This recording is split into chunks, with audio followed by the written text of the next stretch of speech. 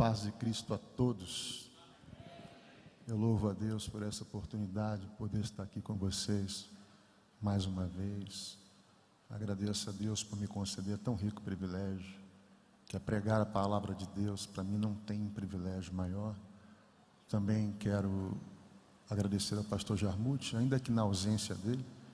Eu quero deixar registrado aqui minha gratidão pela lembrança e pelo convite. Também meu muito obrigado aos pastores. Diego, obrigado pela receptividade. Fábio, muito bom te rever. Carlos, muitos anos também que a gente não se vê. Bom te ver também. Deus te abençoe. Muito bem, vamos à palavra. Um texto muito conhecido por todos nós cristãos. Abra a sua Bíblia, por gentileza, no Evangelho de Mateus, capítulo 14, a partir do versículo 22. Evangelho de Mateus, capítulo 14, verso 22 em diante.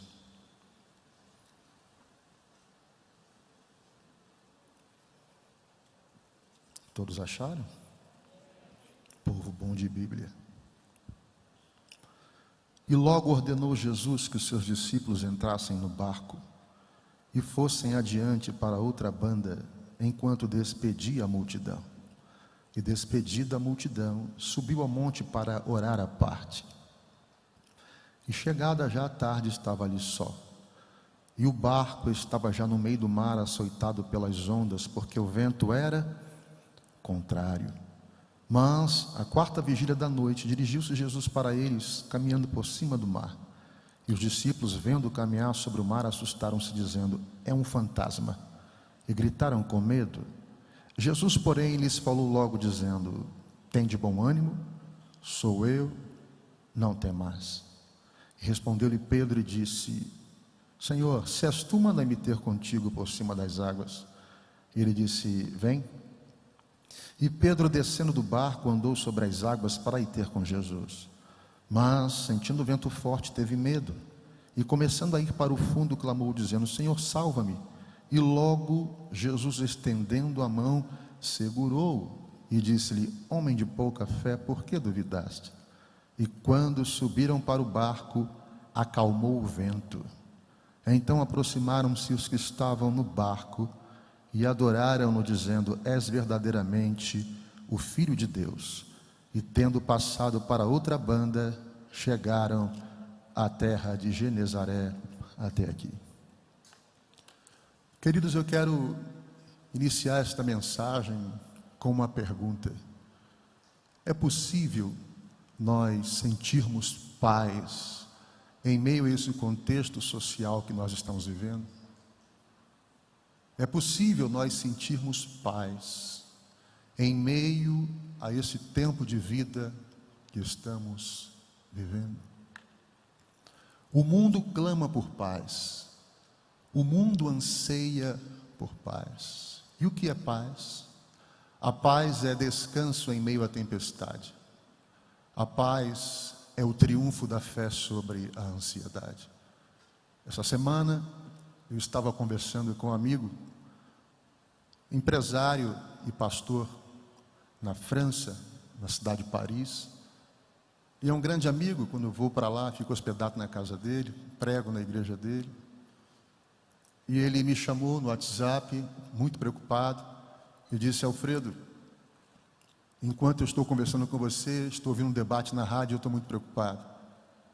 Porque se nós tivermos uma segunda onda da Covid-19, a economia francesa não vai aguentar. Nós já vemos aqui hospitais sucateados, escolas sucateadas, e coisas que eu nunca vi aqui, favelas crescendo aos arredores de Paris. A criação do euro não resolveu o problema do desemprego na Europa, e haja vista também os atentados terroristas que têm assolado boa parte da Europa. Mas quando nós tiramos o nosso olhar da Europa e reportamos o nosso olhar para a África, a gente vê que milhares de vidas foram dizimadas por guerras civis. Eu tenho alguns amigos também na República do Congo, em Angola, pessoas que foram amputadas, pés amputados, braços amputados por conta de minas terrestres, guerras por etnias, sem falar vírus ebola e outras pragas. Mas quando nós olhamos para o Oriente Médio, tiramos o nosso olhar da África e olhamos para o Oriente Médio, as coisas também não são muito boas. Nós vemos grupos terroristas como o Hamas, o Hezbollah, que atacam o norte de Israel. Israel revida com mísseis Qassams. Muitas vidas, milhares de vidas foram perdidas no Oriente Médio. A América, que era a nação poderosa, invulnerável, se tornou vulnerável através do dia 11 de setembro, que todos nós conhecemos muito bem. E quando olhamos para o nosso próprio continente, a América do Sul, vocês sabem que aquilo que difere um país de primeiro mundo para um país de terceiro mundo são as suas instituições: educação pública, saúde pública e segurança pública. Eu acho que ficaríamos horas falando sobre isso aqui. É possível ter paz em um país onde a violência se acampa em cada esquina? Falando do Rio de Janeiro, onde os últimos 5 governadores estão presos, onde a corrupção se alastra. É possível? Sim, é possível. Eu quero falar para corações ansiosos aqui essa noite, para pessoas que estão vivendo momentos depressivos. Eu quero falar para pessoas hoje aqui que chegaram sem esperança nessa casa. Você sabia que a cada 45 segundos uma pessoa se suicida no mundo? Tic-tac, tic-tac. Jesus disse em João 14, 27, e eu gostaria que você redobrasse a sua atenção: eu deixo-vos a minha paz eu vos dou, mas eu não vou-la dou como o mundo a dá. Jesus distingue a paz que Ele pode dar para a paz que o mundo pode oferecer. Existem duas pazes. Deixo-vos a minha paz eu vos dou, mas não dou como o mundo a dá. Qual é a diferença da paz que Jesus pode oferecer para a paz que o mundo pode oferecer? A paz do mundo é uma paz circunstancial. Se tem dinheiro, está empregado, tem paz. Mas se perdeu o dinheiro, se perdeu o emprego, está atribulado e depressivo. Se tem saúde, ele até desfruta de uma paz temporária. Mas se foi surpreendido por um diagnóstico médico contrário à sua saúde, ele não tem mais paz. Se há harmonia no seu casamento ou entre os seus filhos, ele tem paz. Mas se foi surpreendido que o seu filho usa drogas, se há um problema dentro do seu relacionamento conjugal, a paz não existe mais dentro daquela casa. A paz do mundo é a paz das circunstâncias. É a paz que é movida pelo LSD, pelo crack, pela cocaína, pela maconha, pelo álcool. É uma alegria temporária, seguida de uma depressão profunda. Mas é a paz que Jesus pode dar. A paz que Jesus pode dar não é uma paz circunstancial. A Bíblia nos fala em Atos capítulo 16, que 2 missionários, Paulo e Silas, foram presos. Acusação, pregarem o evangelho publicamente. E eles foram açoitados com o açoite romano. O açoite romano era diferente do açoite judeu. O açoite romano era um açoite com vara. E há relatos de que nas suas 5, 6 primeiras chibatadas, varadas, as pessoas perdiam o seu controle fisiológico, urinavam-se e defecavam-se. Lá pela 15ª, relato de pessoas que desmaiavam. 30ª varada, chibatada, pessoas tinham as suas carnes expostas, com seus ossos aparecendo. E isso aconteceu com Paulo e Silas. E a Bíblia diz que depois disso eles foram presos no cárcere inferior, presos pés pelos troncos. O que as circunstâncias dizem aqui? As circunstâncias dizem que Silas tinha que dizer para Paulo: que bonito, né, meu amigo? Eu fui ouvir essa história de missão, fui atrás da tua cabeça, olha onde eu vim parar. As circunstâncias dizem que Paulo tinha que murmurar, tinha que reclamar, tinha que falar com Deus: por que eu fui dar ouvido à tua voz? Olha onde eu vim parar. As circunstâncias dizem isso, mas a paz do crente não é movida pelas circunstâncias. A Bíblia diz que por volta da meia-noite, Paulo e Silas começaram a orar e começaram a cantar, e a Bíblia diz que Deus enviou um terremoto naquele lugar e abalou os alicerces daquela prisão, e abriram-se todas as portas. Eu vou repetir: e abriram-se todas as portas, mais uma vez, porque Deus vai abrir todas as portas. Eu vejo Deus abrindo todas as portas. O crente não vive sob as circunstâncias, o crente vive pela fé.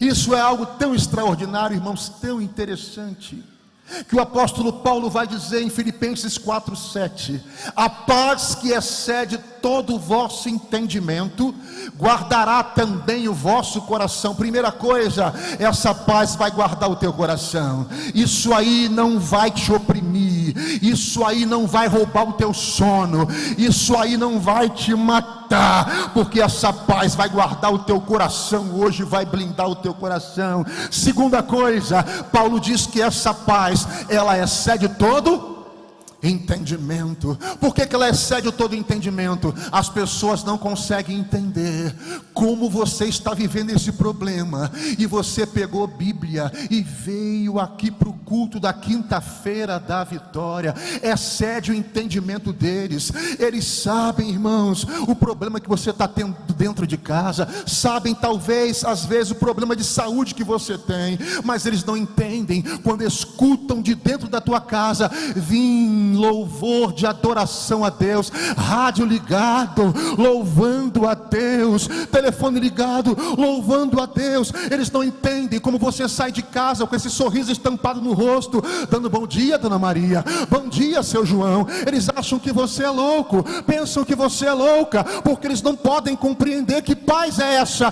Essa é a paz que excede todo entendimento, é a paz que o mundo não conhece, é a paz que o mundo não pode dar, porque essa paz não nasceu na terra, essa paz não é produzida em laboratório, essa paz vem do coração de Deus, e esta paz está chegando ao teu coração. E eu quero declarar uma palavra profética que está queimando no meu coração, subiu para a garganta e já está queimando na minha boca. Eu vou liberar aqui: essa noite tu terás uma noite de descanso e paz para a glória de Deus. Isso é tão maravilhoso que o próprio Paulo também diz em Colossenses 3,15: seja a paz de Cristo o juiz dos vossos corações. Algumas versões dizem: seja a paz de Cristo o árbitro dos vossos corações. O que é o juiz, o que é o árbitro? É aquele que decide. Olha que coisa interessante, é a paz que decide. Se você não está sentindo paz, não tome essa decisão, porque um dos indícios de que algo é a vontade de Deus é que o teu coração tem que estar sentindo paz. Pastor, eu ainda não estou sentindo paz, então continua na campanha. Pastor, ainda não estou sentindo paz, então continue a orar. Quando você sentir paz no teu coração, será um dos indícios de que isto é a vontade de Deus. É possível ter paz em meio à tempestade, pastor? É possível. Em pouco tempo eu quero trazer algumas lições sobre tempestade. Primeiro, Mateus 14:22, se levanta uma tempestade, mas nem Jesus e os seus discípulos morrem. Em Marcos 4, uma outra tempestade se levantava, mas obviamente nem Jesus e nem os discípulos morreram. No livro de Jonas se levanta uma grande tempestade. Jonas até cai no mar, mas nem ele morre e nem a tripulação morre. Em Atos capítulo 27, vem um vento chamado vento Euraquilão. A embarcação até quebra, mas a Bíblia diz que Paulo e os tripulantes chegam são e salvos na ilha de Malta. O que o senhor está querendo dizer, pastor? Fala logo. Que tempestade nunca matou crente. Que isso que você está vivendo não é para a sua morte. Isso que você está vivendo é para a glória de Deus. Deus vai ser glorificado nisso que você está vivendo. Segunda coisa que você precisa entender: está debaixo das ordens de Jesus, está sob as ordens do Mestre, não significa ausência de luta. Está sob as ordens de Jesus não significa ausência de problema. Não, pastor, não. Quem deu ordem aos discípulos para que eles entrassem no barco? Me ajuda a pregar quem? Jesus. Jesus deu a ordem, mas mesmo assim se levanta a tempestade. É isso aí.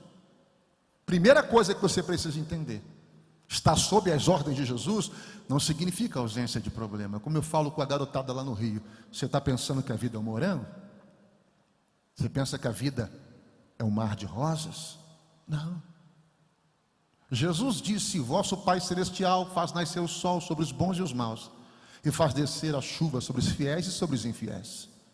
A mesma coisa que sucede ao justo, sucede ao ímpio. Pastor, então não é só o ímpio que fica desempregado? Não, o crente também fica. Não é só o ímpio que bate com o carro? Não, o crente também pode bater. Então não é só o ímpio que pode quebrar um braço? Não, o crente também pode. Então qual é a diferença, pastor? A diferença é que crente não vai meter bala na cabeça. A diferença é que crente não vai tomar chumbinho. A diferença é que o crente não vai se jogar do 18º andar de um prédio. Por que não, pastor? Porque o crente sabe que se uma porta se fechou hoje, aleluia, Ele é poderoso para abrir uma muito maior para você. Porque se essa porta não se abriu, é porque ela não é sua. Porque o que Deus tem para você é maior e extraordinário. O crente sabe que se o céu está negro hoje, amanhã vai brilhar o sol da justiça. O crente sabe que se houve um não hoje, o sim de Deus vai te alcançar amanhã. O crente sabe, se a enfermidade chegou hoje, Ele é Jeová Rafá, que te cura amanhã. E se Ele não me curar, e se meu corpo tombar numa tumba fria, a minha alma vai cruzar os portões do paraíso e vai estar com Ele para todos sempre. É isso que você precisa entender. Mas aí entra uma coisa chamada nossa humanidade. O que é a nossa humanidade? A nossa humanidade é aquilo que nos traz uma confusão mental, porque nós somos seres racionais, lógicos e cartesianos. E tudo que transcende a matéria nos traz uma confusão mental. Nós queremos resposta para tudo. E nem sempre Deus vai te dar as respostas. Eu queria entender Deus. Legal. Se você entender Deus, Ele deixa de ser Deus e quem passa a ser Deus é você. Pastor, nem sempre eu vou ter as respostas, não. Jó não viu a resposta do seu sofrimento. Não, pastor, não. Mas ele viu Deus, isso bastou. Talvez você não tenha as respostas, mas você vai ver Deus nisso tudo que você está vivendo. Pastor, o senhor disse que tudo aquilo que transcende a matéria nos traz uma confusão mental. Me explica isso melhor, vamos lá. Quando você quer entender Deus pelo teu intelecto. Teve um homem na Bíblia que quis entender a Deus e quase enlouqueceu. O salmista do Salmo 139, versos 7, 8, 9 e 10, ele diz: para onde eu me irei do teu espírito? Ou para onde eu fugirei da tua face? Se eu subir ao céu, tu aí estás. Se eu descer lá no Sheol, tu ali estás também. De certo que se eu tomar as asas da alva e habitar nas extremidades do mar, até ali a tua mão me guiará e a tua destra me susterá. Quando ele começa a perceber que está enlouquecendo, querendo entender Deus, ele diz: tal ciência é para mim, maravilhosíssima, tão alta, que eu não posso atingir.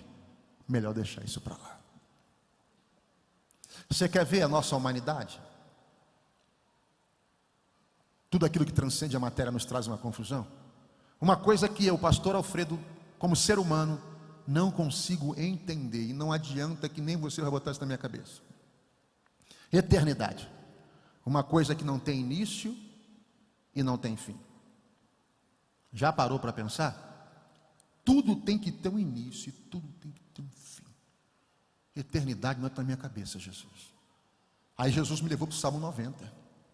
O salmista diz: porque de eternidade a eternidade tu és Deus. E eu disse: eu não estou entendendo uma, e tu me vem com duas eternidades. O que você precisa entender é que você é ser humano.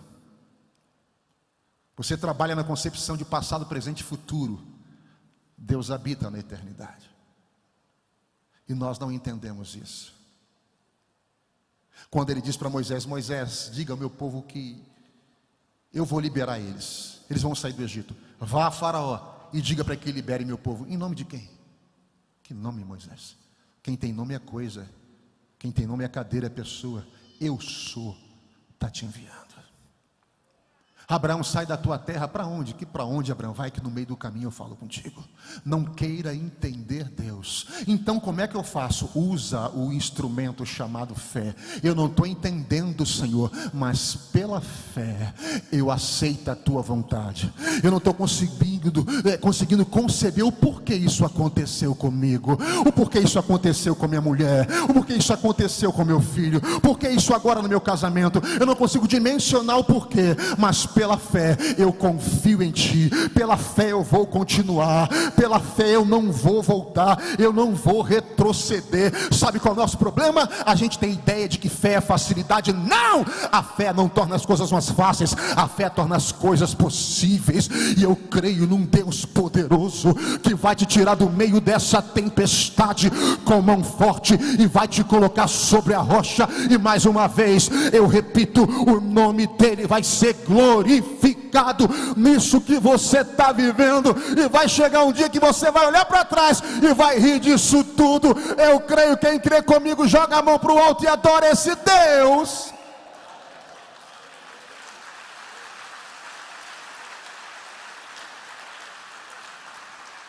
Aleluia. Querido, se você prestar atenção, do capítulo 8 ao capítulo 14 do Evangelho de Mateus, os fatos estão em ordem cronológica. Do capítulo 8 ao capítulo 14, os acontecimentos estão em ordem cronológica.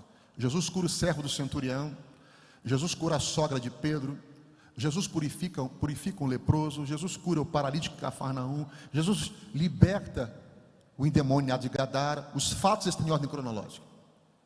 Todos esses milagres que eu relatei, os discípulos viam e chamavam Jesus: mestre, tem defunto aqui, já é de 4 dias. Jesus ressuscitava. Tem um paralítico aqui, Jesus ressuscitava. Tem um cego aqui, Jesus curava, fazia andar o paralítico, dava vista aos cegos. Os discípulos sempre viam Jesus operar na vida dos outros. No capítulo 14, chegou a hora deles verem Jesus operar na vida deles. Deixa eu falar para você uma coisa sobre isso.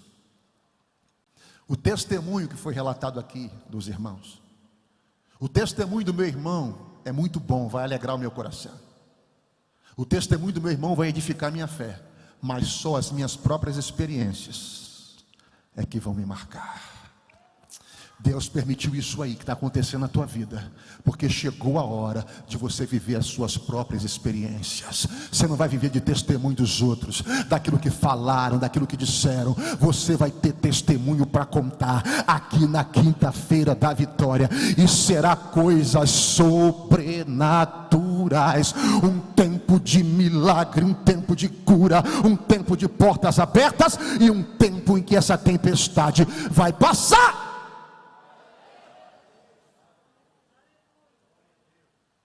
E agora, irmãos, eles estão no meio do mar da Galileia, e se levanta uma grande tempestade. Preste atenção, olhem para cá. A vida é assim. Mar calmo nunca fez bons marinheiros. O que significa isso? Que Deus está te forjando, Deus está te preparando para um novo nível, a um novo patamar. E isso é necessário.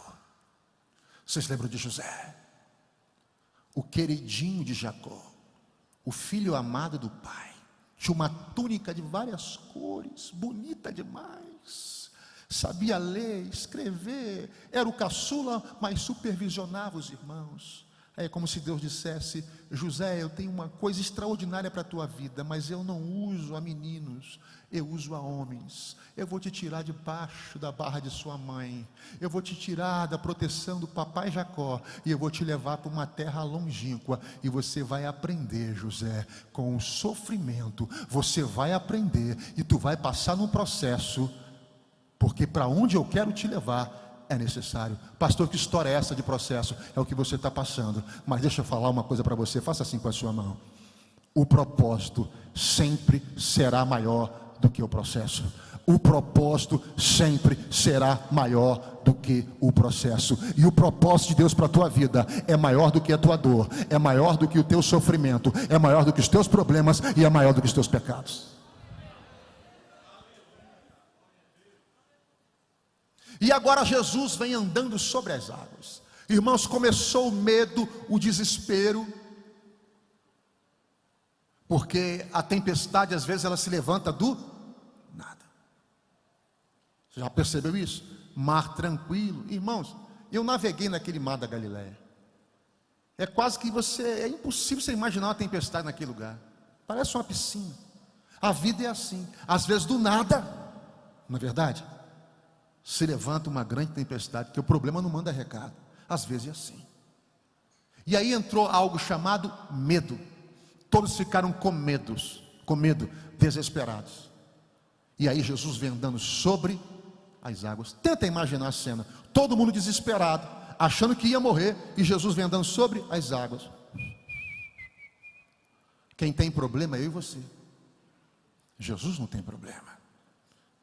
O céu não está em crise. Jesus não conhece crise. Entenda isso. Só que eles olharam e pensaram: é um fantasma. E todos ficaram com medo. Eu faço uma pergunta para vocês: era um fantasma? E por que eles acharam que era um fantasma?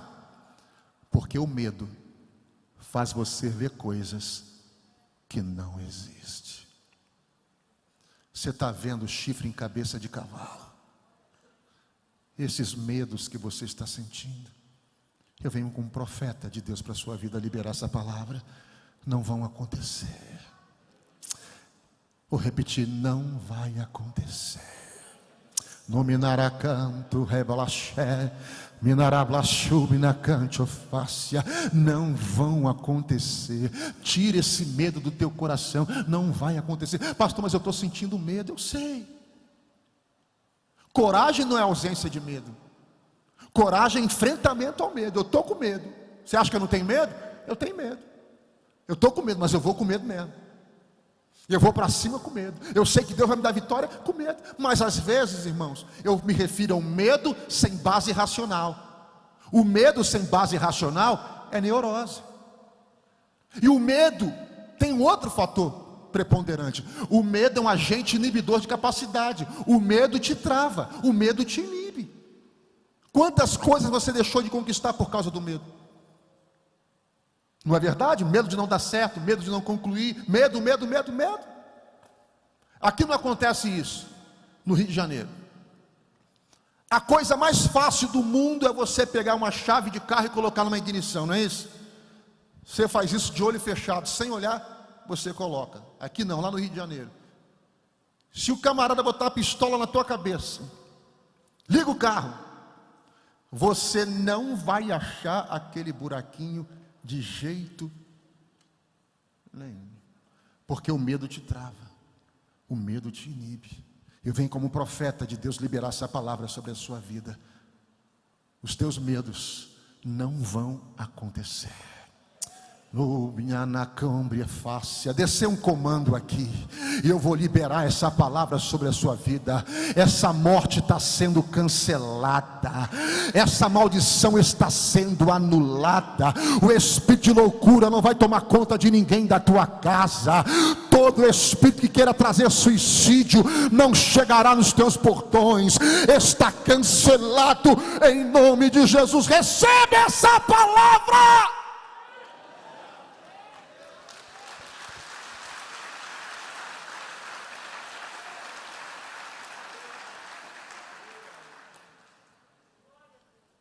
Sabe, irmãos, por que eu disse que o medo é um agente inibidor de capacidade? Porque o medo nos rouba aquilo que nós temos mais de precioso, a nossa fé e as promessas.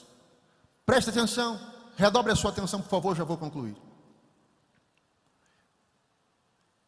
Se eles parassem um momento ali, com medo, todo mundo com medo, vamos morrer, mas de repente eles parassem e pensassem assim: quem mandou a gente entrar no barco?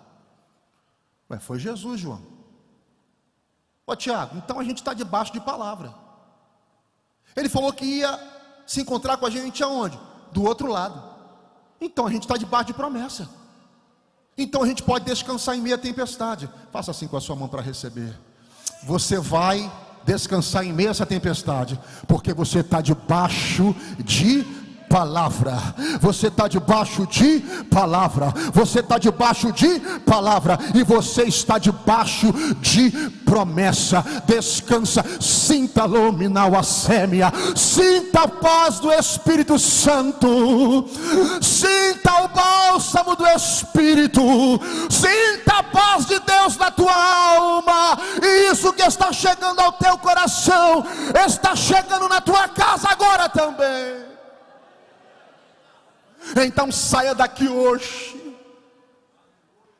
É diferente, porque Jesus, quando chega no barco, é claro que a gente tem que pular algumas coisas aqui. Jesus diz para eles o seguinte: tem de bom ânimo, sou eu, não tem mais. Você acha que Jesus joga a conversa fora? Jesus falou essas três coisas por quê? Sou eu mesmo. Porque muitas vezes as tribulações da vida nos roubam a identidade de quem é Jesus. As lutas, os problemas, não é isso? Você começa a estranhar Jesus. Deus falou, mas será que falou mesmo? Jesus. E aí você começa a esfriar, começa a enxergar Jesus meio torto, e Jesus está dizendo: sou eu mesmo, pai. Eu não mudei. E é o que Jesus diz para você hoje: ei, sou eu mesmo. O Deus que permite a tempestade é o Deus que se apresenta no meio dela para te dar livramento. Segundo, ele disse: tem de bom ânimo. Ei, aqui, tem de bom ânimo. Você nunca vai ver na Bíblia Jesus dizendo assim: eis que eu te dou ânimo, receba ânimo, eis que vos dou ânimo. Nunca. Mas você sempre vai ver: tem de bom ânimo. Então por que eu tenho que ter? Jesus não pode me dar? Porque o ânimo é uma porta que se abre pelo lado de dentro. É você que tem que ter ânimo. O ânimo é o agente ativador do ser. Sem ânimo não há motivação. Sem motivação não há entusiasmo. E sem entusiasmo nada acontece. Então é você que tem que ter ânimo. Então levanta essa cabeça, enche esse pulmão de ar. E eu não vim pregar para derrotados, eu vim pregar para campeões. Eu vim pregar para príncipes. Porque se eu acreditar que eu estou aqui nessa terra ao léu da minha própria sorte, eu vou viver minha vida, gente. Você e eu não estamos aqui nessa terra ao léu da nossa própria sorte. Nós não somos coincidência. Você não é uma sucessão de coincidência, querido e querida. Você não é obra e fruto do acaso. Não, pastor, não. Você é propósito de Deus, minha irmã. Você é propósito de Deus, meu irmão. Você foi gerado no ventre lá da Dona Maria, da Dona Joana. Você foi gerado para cumprir um desígnio de Deus nessa terra. E não há diabo, não há tempestade, não há homem violento, valente, mau, inferno, obra do mal que possa impedir o que Ele te prometeu. Vai se cumprir.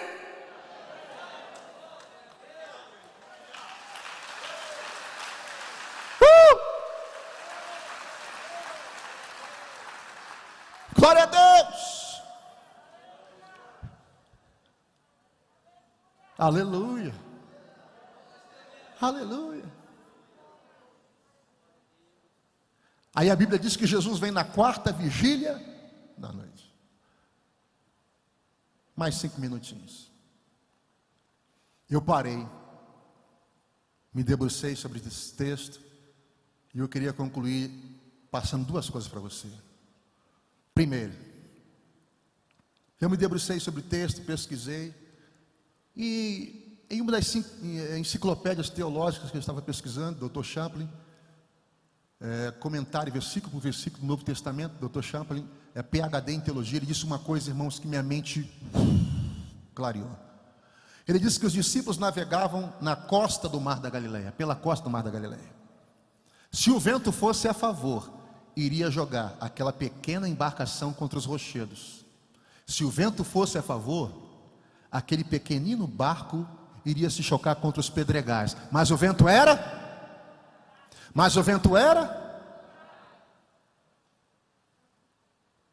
Você entendeu? O vento contrário era Deus preservando o barco e a vida deles. Porque se o vento fosse a favor, todo mundo morria. O senhor está querendo dizer, pastor, que isso que você pensa que é vento contrário, é Deus te preservando dos rochedos da vida. Se essa porta se fechou, Ele sabe por quê. Se essa sociedade acabou, Ele sabe por quê. Se esse visto foi negado, Ele sabe o que ia acontecer contigo do outro lado. Se esse não chegou, Ele sabe.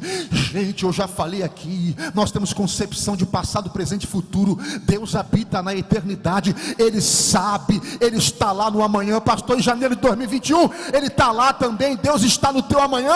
Ele sabe de tudo. Isso que está acontecendo é Deus te preservando. Isso não é para morte, mas é para a vida. Isso não é para maldição, mas isso é para bênção. Isso não é para derrota, isso é para vitória. Aleluia. Por último, a Bíblia diz que na quarta vigília da noite Ele vem. Irmãos, outra coisa, eu queria entender isso. A minha humanidade às vezes é difícil de entender as coisas. As vigílias funcionavam assim: primeira vigília, 6 da tarde a 9 da noite, no horário judaico.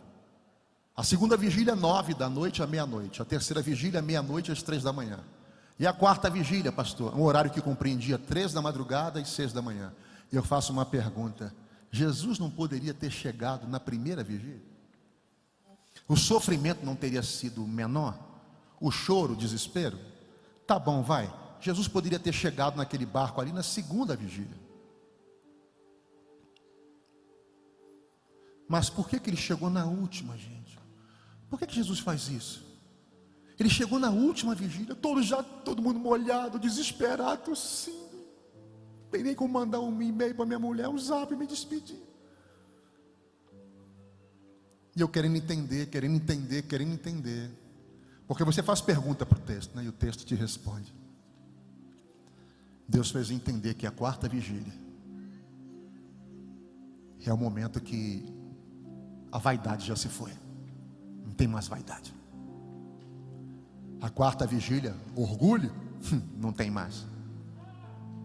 Na quarta vigília você veste, sabe o que? Uma marca famosíssima na Champs-Élysées. Você veste simidão. Simidão eu estou usando. Na quarta vigília não tem mais nada no cheque especial. Na quarta vigília os amigos já foram embora. Na quarta vigília o médico diz: olha, não posso fazer mais nada. Na quarta vigília você está rendido. Na quarta vigília você está pronto. O barro está amassado. É a hora certa que Ele vem e começa a agir. Você está entendendo? Quem está entendendo essa palavra? Levanta a mão. Dá o teu melhor, glória a Deus. Pastor, estou vivendo a quarta vigília. Então, querido, chegou a hora do milagre. Chegou o tempo do milagre. Chegou a hora de você ver Ele andando sobre as águas, a igreja de pé. Ei, eu já vou concluir, mas redobre a sua atenção. Jesus entra no barco. O vento se acalma. Posso profetizar? Esse vento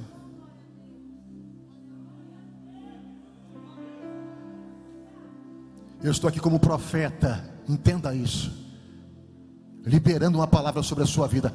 Esse vento vai se acalmar, vai se calar. Pastor, as águas estão agitadas, o mestre chegou, o mar vai se acalmar.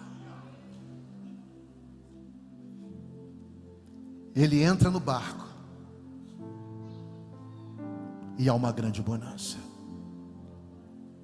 E agora, pastor, como ele prometeu, como ele cumpriu, eles chegam do outro lado. O que é do outro lado?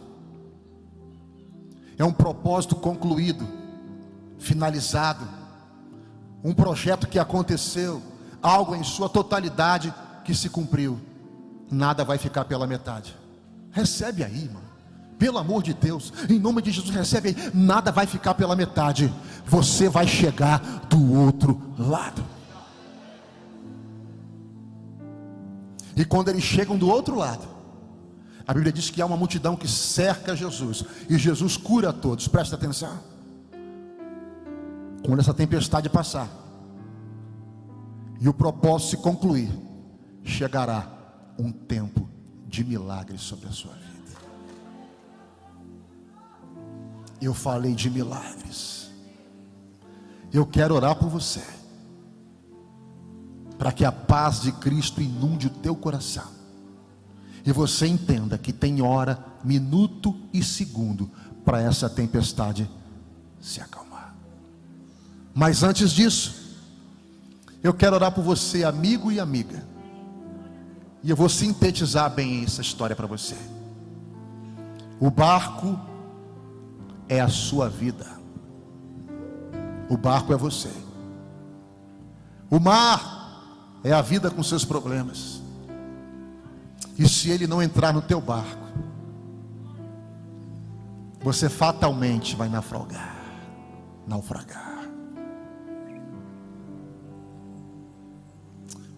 Sabe, amigos, Jesus é uma experiência extraordinária. Eu tive essa experiência lá no Rio. Porque talvez você olhe para mim, esse cara é crente, nasceu crente? Não. Lá no Rio, meu pai, ele era babalorixá. A minha mãe dava consulta na porta de um cemitério. Nós tínhamos uma vida muito difícil. A nossa casa não tinha paz, brigas, desgraças, e eu cresci no meio disso tudo, até que eu, bem jovem, entreguei a Jesus a minha vida, e uma paz extraordinária entrou no meu coração, e eu provei de uma paz que o mundo não pode oferecer. Essa é a paz que Jesus pode dar. Olha, Ele desfaz toda obra de bruxaria, de feitiçaria.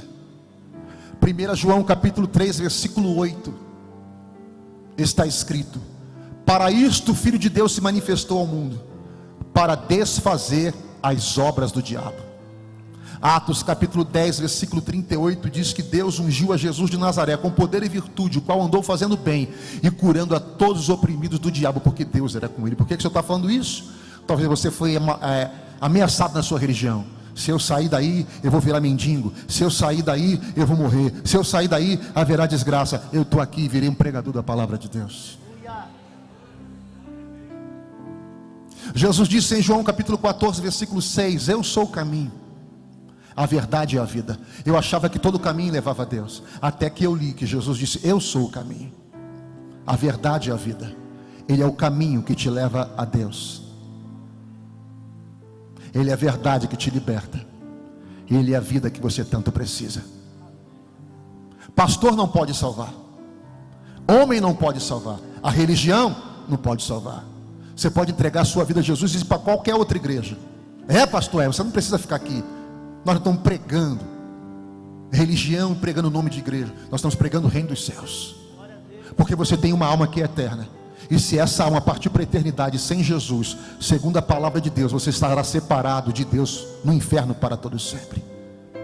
E eu preciso orar por você. E eu vou concluir esse apelo.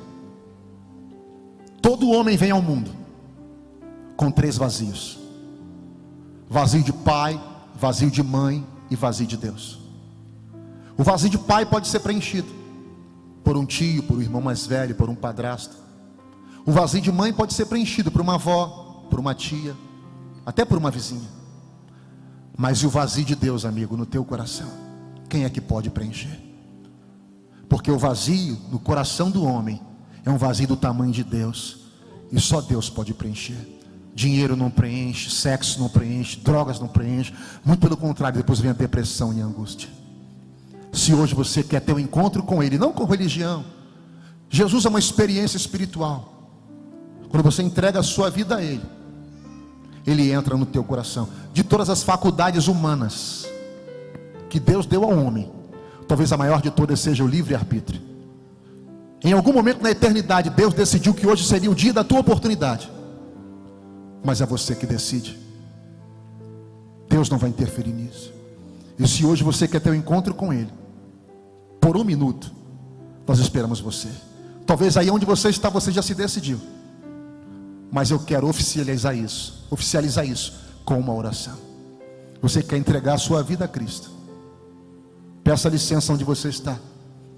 Venha até o altar, porque eu quero orar por você. Cobre-me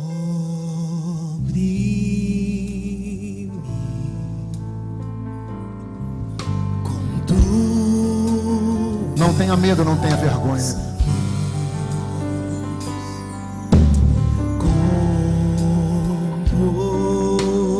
Existe um Deus que te ama e tem o poder de transformar a sua vida. Se o trovão e o mar seguindo vem, sobre a tempestade eu voarei, sobre as águas tu também és rei. Eu não sou Deus para dizer que hoje é a sua última oportunidade. Mas o amanhã não te pertence, amigo. O amanhã pertence a Deus. Quem sabe você entrou hoje aqui afastado do Evangelho, longe de Deus, caído. Nós não estamos aqui para julgar você, de maneira alguma. Mas hoje é a noite do teu retorno. Hoje é a noite do teu regresso. Pastor, não tem força. Jesus está te arrancando da onde você está agora. Não há cadeias, não há grilhões que te prendam aí. Ele te ama. Venha para Cristo. Enquanto a igreja está de olhos fechados, nós estamos louvando ao Senhor. Por mais um minuto nós esperamos você.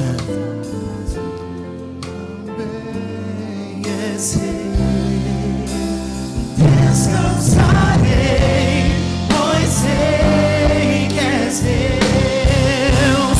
Se o trovão e o mar seguindo vem, sobre a tempestade eu voarei, sobre as águas tu também és rei. Descansarei, pois sei que és Deus. Nós vamos orar. A oportunidade ainda está aberta. Nós vamos orar por esta vida que chegou ao altar, que tomou uma decisão de entregar a Cristo. Segundo a palavra de Deus, nesse momento, o nome dela está sendo escrito no livro da vida, e está tendo festa no céu. Estenda as suas mãos para cá. Senhor, aqui está esta vida que se chega diante do teu altar, te reconhecendo como único e suficiente Salvador. Escreve o nome dela no livro da vida. Traz paz e salvação em o nome de Jesus. Amém. Você pode aplaudir Jesus mais uma vez pela vida dela? A gente só quer mais um minutinho da sua atenção. A gente quer te dar um presente, tá bom? Só seguir essa jovem aqui, tá bom? E ela vai te orientar. Só por mais um minuto, coloque a sua mão no seu coração, que eu quero abençoar a sua vida. Nossa alma está cheia de paz. Aleluia, aleluia, Senhor, aqui está a tua igreja. aqui está o teu povo que se chama pelo teu nome. Senhor, a tua palavra foi pregada, faz valer a tua palavra. Senhor, em o nome de Jesus Cristo eu te peço, traz paz a cada coração que aqui se encontra esta noite. Desfaz o mal e que o teu povo possa entender que tu é Deus que abre porta, tu és Deus que desfaz o laço, tu és o Deus do Salmo 27 versículo 5, porque no dia da minha adversidade tu me esconderás no oculto do teu pavilhão. Porquanto abençoa o teu povo, é o que nós te pedimos, no nome santo e eterno de Jesus, que vive e reina para todos sempre.